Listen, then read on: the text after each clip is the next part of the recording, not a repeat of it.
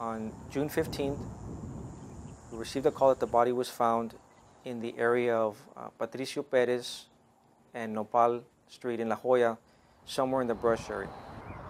We saw the horse jumping and everything and kicking, so I told my brother why the horse is kicking and everything.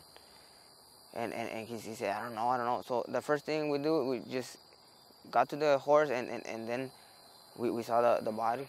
Jose Castellano describes seeing the body of Gilberto Ramos Juarez, an 11-year-old undocumented immigrant from Guatemala, partially decomposed in the Texas summer heat.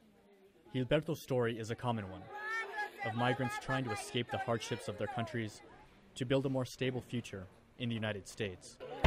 He had hoped to find work so that he could give his mother back home a better life. Sometimes weeks, even months. The trek across the vast Mexican countryside and into the United States is extremely dangerous and comes with high risk. For those trying to reach the border towns in El Norte, the North, as it is often called, extreme weather is only one hazard they are likely to encounter.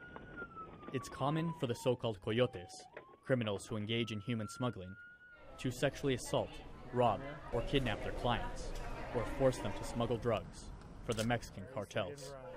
Carl Henderson is a former Border Patrol agent. Some of them think they're hiring a smuggler only to find out that they're now being trafficked into sexual slavery or into work slavery on these marijuana farms for the drug cartels. The people that are smuggling you are some of the most evil, wicked people in Mexico and probably in the world today.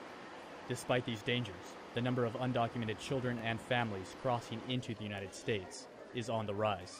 One federal agency has reported a backlog of more than 375,000 individual cases in 2014.